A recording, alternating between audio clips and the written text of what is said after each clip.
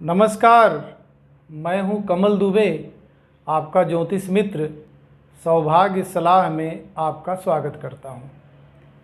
मित्रों, आज का विषय बहुत ही मज़ेदार है, बहुत ही इंटरेस्टिंग है, क्योंकि आज हम आपसे जिस भाव के विषय में बात करने जा रहे हैं, इस भाव से संबंधित प्रश्न लोगों का सबसे ज़्यादा होता है।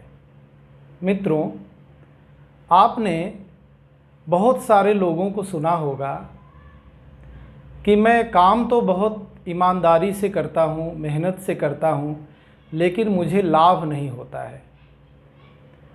मित्रों, मैं आज लाभ भाव के विषय में आपसे बात करूँगा, जिसे हम 11वें घर से, एकादश घर से, 11th हाउस से या 11वें घर से देखते हैं।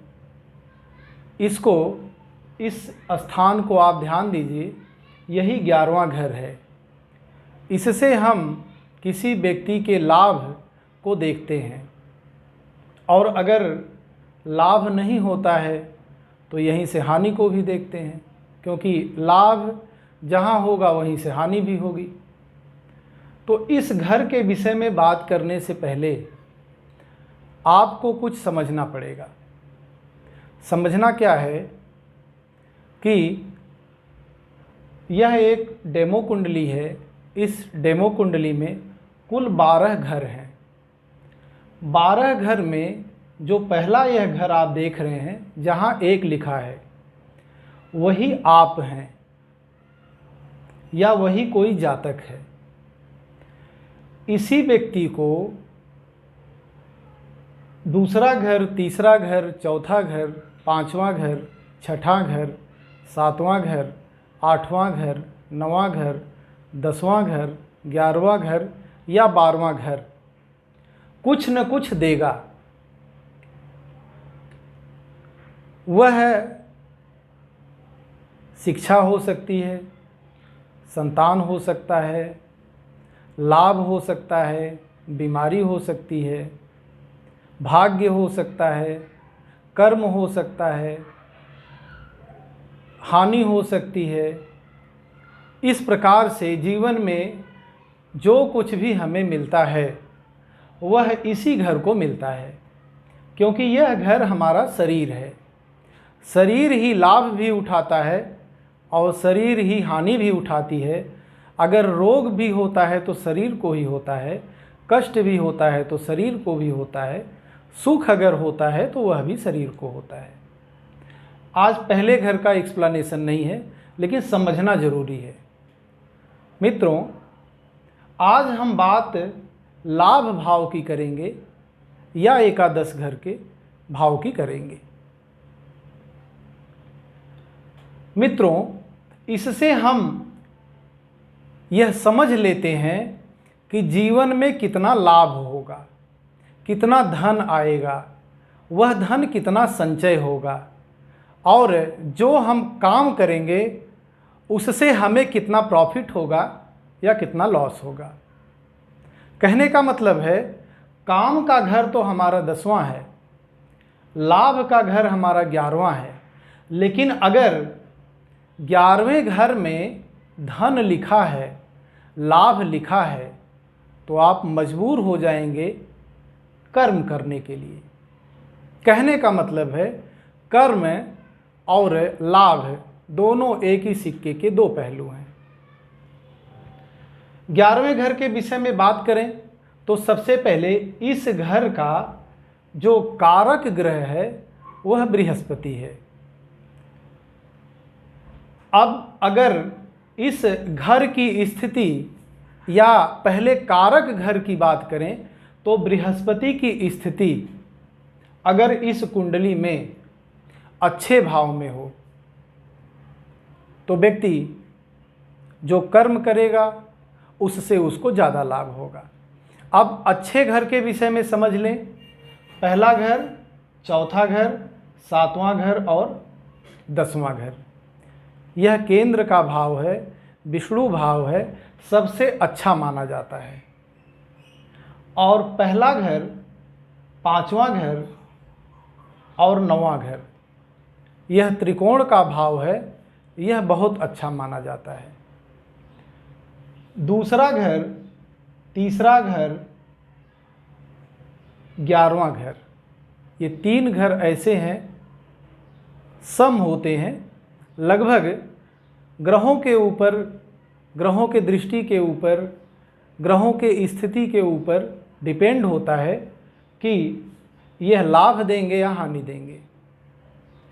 6, 8 और 12 यह त्रिक भाव हैं, और जो भी ग्रह यहाँ फंसेगा आकर के वह अक्सर ही उल्टा रिजल्ट देगा, चाहे वह बृहस्पति हो, चाहे वो चंद्र हो, चाहे वह बुध हो, चाहे वो शुक्र हो। ये 4 ग्रह हमारे शुभ माने गए हैं, लेकिन वह भी अगर 6, 8, 12 में आकर के बैठते हैं तो मित्रों बहुत अच्छा रिजल्ट नहीं दे पाएंगे, कभी कभी बहुत ही विपरीत रिजल्ट देंगे। समझाना चाहता हूं क्यों। देखिए, कोई भी ग्रह जितना शुभ होगा, अगर वह गलत भाव में आकर के बैठेगा, गलत स्थान पर आकर के बैठेगा और वह स्थान हमेशा गलत होगा, तो मित्रों उससे युति और दोस्ती बनाने के बाद जो ज्ञानवान जगह है, जो समझदार व्यक्ति है, वह भी उसके प्रभाव में आकर के और गलत काम करने लग जाएगा, और वह गलत लोगों से कुछ ज़्यादा गलत करेगा। क्यों? क्योंकि वह शुभ है, उसके पास अच्छाई है, उसके पास समाज की जानकारी है, उसके पास शरीर की जानकारी है। अगर वह बुरा प्रभाव देगा तो उसको सीधा करना थोड़ा मुश्किल हो जाएगा। इस प्रकार से मैं एक सरल भाषा में आपको समझाने का प्रयास कर रहा हूँ। ज्योतिष में वीडियो बनाने का मेरा एक ही उद्देश्य है कि बहुत ही सरल भाषा में, बहुत ही आम भाषा में आपको ज्योतिष सिखा सकूं, आपको ज्योतिष समझा सकूं, जिससे कि आपको ज्योतिष के विषय में कुछ जानकारी हो सके। हो सकता है यह जो ज्योतिष का वर्ड है उससे कुछ हट के मैं बोल रहा हूँ, क्योंकि मैं आम भाषा बोल रहा हूँ, और आम लोगों तक अगर मैं वीडियो पहुँचाना चाह रहा हूँ, ज्योतिष को पहुँचाना चाह रहा हूँ, तो मुझे आम भाषा का इस्तेमाल ही करना पड़ेगा। अब आते हैं एकादश भाव पे। मैंने बताया इस भाव का जो कारक ग्रह है वह है बृहस्पति। बृहस्पति की स्थिति पहले घर, चौथे घर, 5वें घर, 9वें घर और 10वें घर या एकादश घर में अगर बृहस्पति आकर के बैठते हैं तो व्यक्ति जो काम करेगा उस काम से उसको लाभ होगा। एक बड़ा कारण तो यह हो गया, लेकिन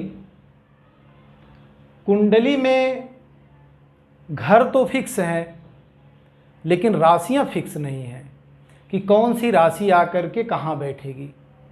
पहले आपको कुंडली में बृहस्पति देव को देखना है कि उनकी स्थिति क्या बन रही है। दूसरे नंबर पे आपको राशि देखना है। जैसे यह जो डेमो कुंडली आपको दिख रही है, यहाँ पे लिखी है 11वीं राशि यानी कुंभ राशि। अब आपको यह भी जानना पड़ेगा, या जानते भी होंगे बहुत सारे लोग, कुंभ राशि के मालिक शनि देव होते हैं। शनि देव अगर यहाँ आकर के बैठ जाएं, इस स्थान पे बैठ जाएं, इस स्थान पे बैठ जाएं, यहाँ आकर के बैठ जाएं, यहाँ आकर के बैठ जाएं, या यहाँ आकर के बैठ जाएं, अच्छा रिजल्ट देंगे। लेकिन शनि देव अगर यहाँ पर भी आके बैठ जाएं तो भी अच्छा रिजल्ट देंगे। उसका कारण है कि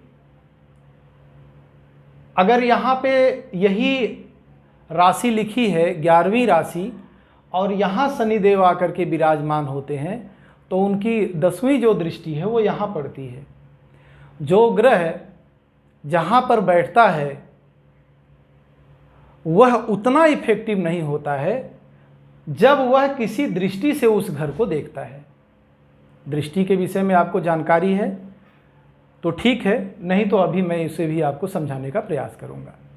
शनि देव के विषय में बता दिया। अब शुरू करते हैं सूर्य देव से। अगर सूर्य देव की राशि, पांचवी राशि यहाँ लिखी हुई मिली, यहाँ 5 लिखा हुआ मिला। कुंडलियाँ अलग अलग होती हैं, अलग अलग घर में अलग अलग राशियाँ बैठती हैं। आप अपनी जन्म कुंडली को सामने रख लेंगे तो आपको जो मैं समझा रहा हूँ समझने में बहुत ही आसानी हो जाएगी। अगर यहाँ 5 लिखा है तो इसके मालिक सूर्य हैं।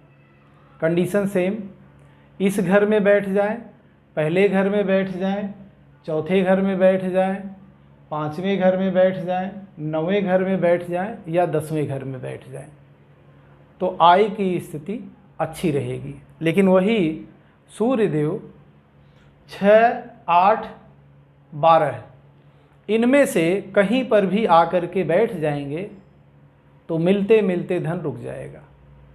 और लाभ कहाँ से होगा? क्योंकि सूर्य देव पिता के कारक हैं, सरकार के कारक हैं, सरकारी नौकरी के कारक हैं, सरकारी नौकरी से संबंध के कारक हैं।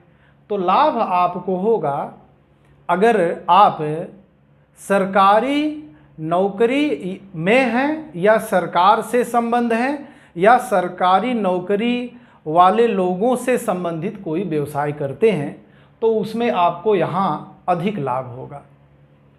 दूसरे नंबर पे आ गए चंद्रदेव।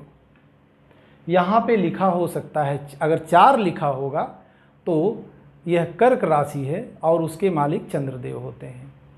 चंद्रदेव अगर होते हैं, चंद्रदेव की स्थिति 11वें भाव में बनती है या पहले घर में बनती है या चौथे घर में बनती है, 5वें घर में बनती है, 9वें घर में बनती है, 10वें घर में बनती है तो मित्रों चंद्रदेव आपको लाभ करवाएंगे। कैसे लाभ करवाएंगे? ऐसे लोग हों जो कि समाज में पैसे वाले लोग हों, पैसे वालों से संबंध बना करके, और जब आप कुछ ऐसा काम करेंगे तो आपको जीवन में बहुत अधिक लाभ होगा। अब तीसरे नंबर पे आ गए मंगलदेव। मंगलदेव की स्थिति अगर यहाँ पर 1 लिखा है और 8 लिखा है, मेष राशि है या वृश्चिक राशि है, दोनों के मालिक मंगलदेव होते हैं। अगर मंगलदेव आकर के एकादश भाव में विराजमान होते हैं तो या पहले घर में, चौथे घर में, 5वें घर में, 7वें घर में, 9वें घर में या 10वें घर में, यह शुभ स्थान है, यहाँ पर आकर के विराजमान हो जाएं या एकादश भाव में विराजमान हो जाएं। छोटे भाई बहनों से, छोटे कर्मचारियों से, कृषि से आपको अगर ऐसा आप व्यवसाय करते हैं तो आपको लाभ अधिक होता है, अधिक होगा। यहीं पर आकर के अगर बुध देव विराजमान हो जाए, तीसरी राशि मिथुन, छठी राशि कन्या, कन्या राशि और मिथुन राशि के मालिक बुध देव होते हैं। बुध देव की स्थिति यहाँ बन जाए, यहाँ बन जाए, इस स्थान पर, इस स्थान पर, इस स्थान पर और इस स्थान पर। कहने का मतलब है 11वें भाव में, पहले भाव में, चौथे भाव में, 5वें भाव में, 9वें भाव में, 10वें भाव में अगर बुध देव विराजमान होते हैं तो आपको व्यवसाय से, फाइनेंस से, ज्योतिष से इत्यादि इत्यादि, जिसके बुध देव कारक हैं, आप अगर इस ढंग का कुछ व्यवसाय करते हैं तो आपको लाभ अधिक होगा। या टीचिंग जॉब भी बुध के अंडर में ही आती है, अगर बैंक की भी जॉब बुध देव के अंडर में आती है। अगर इस ढंग का कुछ काम आप करते हैं तो आपको लाभ अधिक होगा। अब बृहस्पति देव की बात कर लेते हैं। उनकी 9वीं राशि और 12वीं राशि, धनु राशि और मीन राशि के बृहस्पति देव मालिक हैं। यहाँ पर आकर के बैठ जाएं और ये कारक भी हैं। इस घर के, यहाँ पर आकर के बैठ जाएं, पहले घर में आकर के बैठ जाएं, चौथे घर में आकर के बैठ जाएं, पांचवें घर में आकर के बैठ जाएं, नौवें घर में आकर के बैठ जाएं या 10वें घर में आकर के बैठ जाएं, तो बृहस्पति देव से संबंधित जो व्यवसाय है अगर वह करते हैं, पंडिताई, अध्यापन का काम, बैंक का काम, राजनीति का काम, इन सब में जिसमें बृहस्पति देव कारक हैं, अगर करते हैं तो आपको लाभ अधिक होता है। और इस स्थान पर शनि देव विराजमान हो जाएं। शनि देव की राशि 2 होती है, मकर राशि और कुंभ राशि। शनि देव यहाँ विराजमान हो जाएं पहले घर में, दूसरे घर का भी मैंने बता ही दिया, दूसरे घर में, पांचवें घर में, चौथे घर में, नौवें घर में, 10वें घर में अगर शनि देव विराजमान होते हैं तो शनि से संबंधित जो व्यवसाय हैं, बहुत सारे लोग हों, ठेकेदारी हो, ये सब चीज़ें, जिसके ऐसा काम करें जिसमें आपके नीचे बहुत सारे कर्मचारी हों, बहुत से अधिक लेबर हों, तो इन सब चीज़ों से आपको लाभ मिलता है। थोड़ा समय लगता है। यहाँ आकर के राहु और केतु देव बैठ जाएं। देखिए, एक चीज़ यहाँ समझना बहुत ज़रूरी है, यह एक ऐसा भाव है, यहाँ से लाभ जरूर होगा, चाहे कोई ग्रह आकर के बैठेगा। अब वह कैसा लाभ होगा ये मैं अभी बताता हूँ। राहु देव यहाँ आकर के बैठ जाएं, या जो मैंने शुभ घर बताए हैं वहाँ आकर के बैठ जाएं, या राहु और केतु देव की यहाँ दृष्टि पड़ जाए, तो आपको इस एकादश भाव से लाभ होगा। अब देखिए, लाभ भी 2 प्रकार का है। इस समाज में लोग 2 ढंग से धन कमाते हैं। अच्छे प्रकार से, कहने का मतलब है कि ईमानदारी से और बेईमानी से। धन तो दोनों प्रकार से आता है। अगर पापक ग्रहों की संख्या इस घर में ज़्यादा हो जाए, उनकी युति ज़्यादा हो जाए, कहने का मतलब है 2 से 3 ग्रह आकर के यहाँ विराजमान हो जाए, या 2 से 3 अच्छे ग्रहों की दृष्टि यहाँ पड़ जाए, तो आप अच्छे कर्मों से लाभ उठाएंगे। वहीं 2 से 3 4 ग्रहों की स्थिति, पापक ग्रहों की स्थिति यहाँ हो जाए, या इनकी दृष्टि इस स्थान पे पड़ जाए, तो पैसा तो तब भी कमाएंगे, लेकिन बेईमानी से कमाएंगे। तो लाभ तो हमेशा ही होना है, और यहाँ पर बैठा ग्रह हमेशा ही आपको लाभ देगा।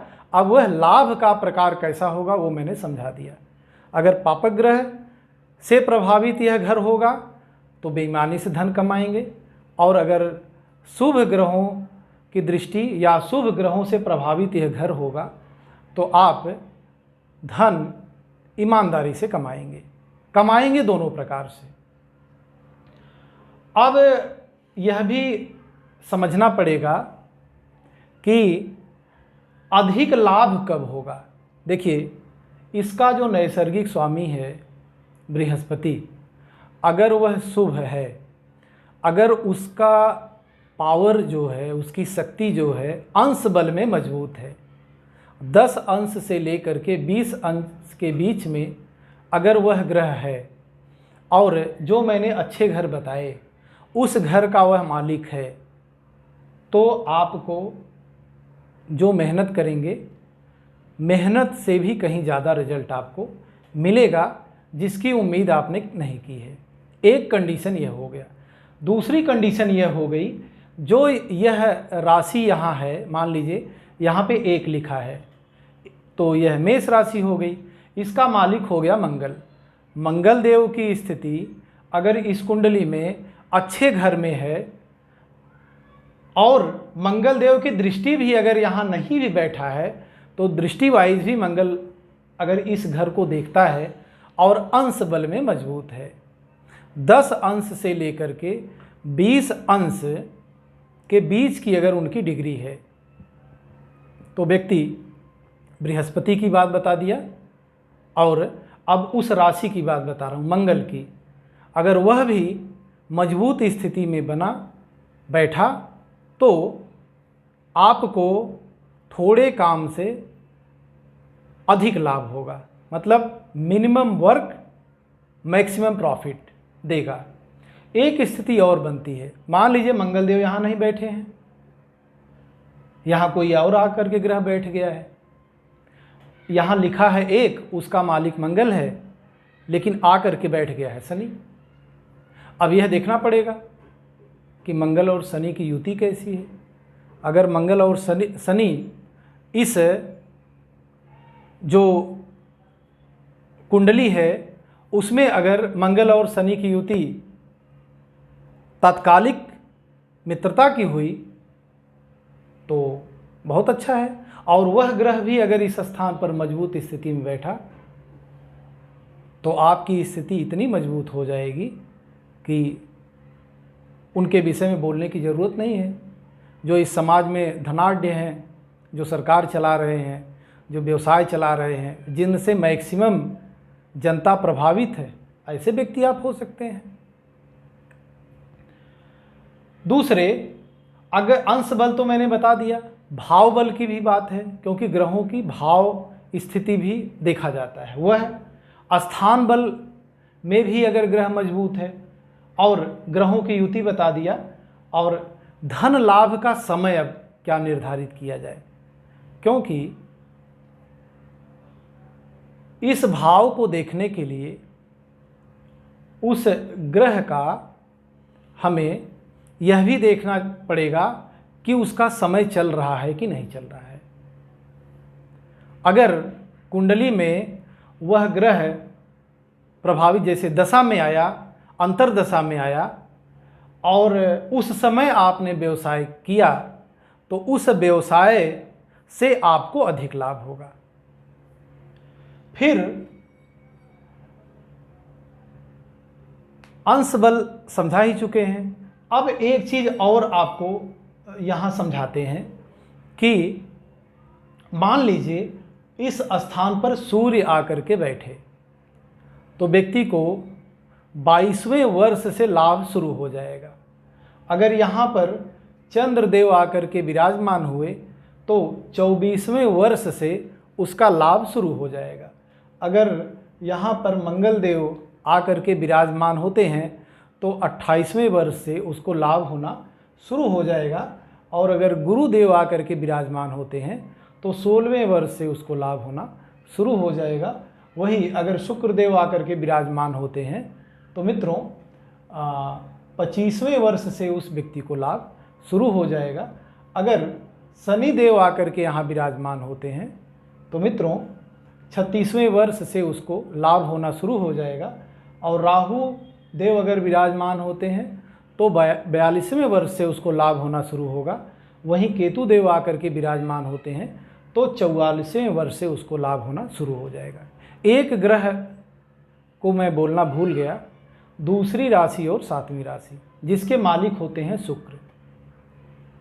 शुक्र देव अगर यहाँ आकर के विराजमान होते हैं, 2 नंबर लिखा हो या 7 नंबर लिखा हो, तो व्यक्ति स्त्री और स्त्री को आगे करके अगर कोई व्यवसाय करता है तो उससे लाभ उसको अधिक होता है।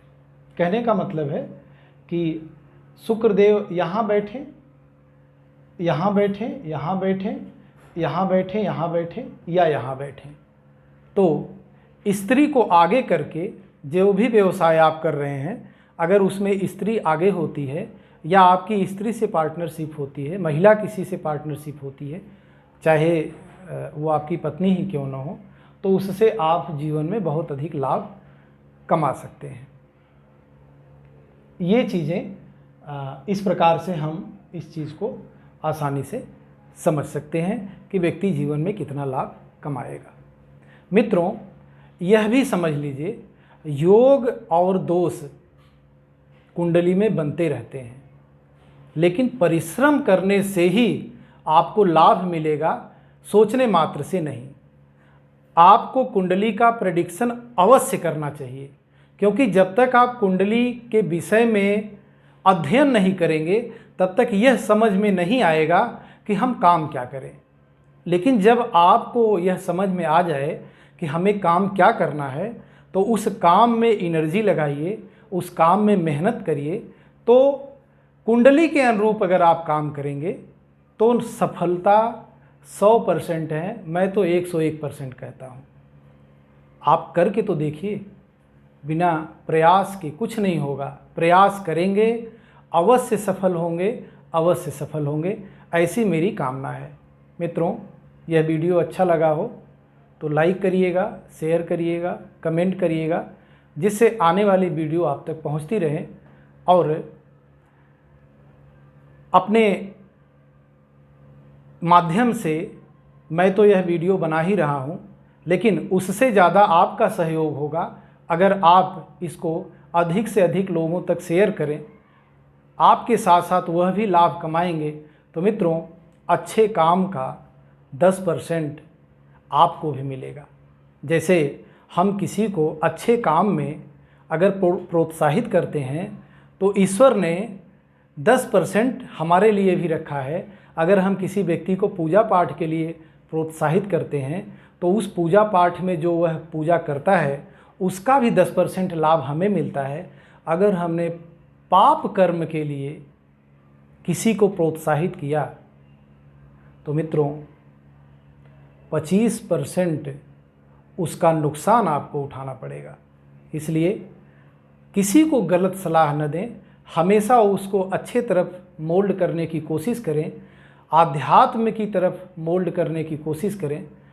मैं आशा करता हूँ इस वीडियो के माध्यम से मैंने आपको समझाने का प्रयास किया और आप समझ भी गए होंगे। आपका कल्याण हो। आपका बहुत बहुत धन्यवाद।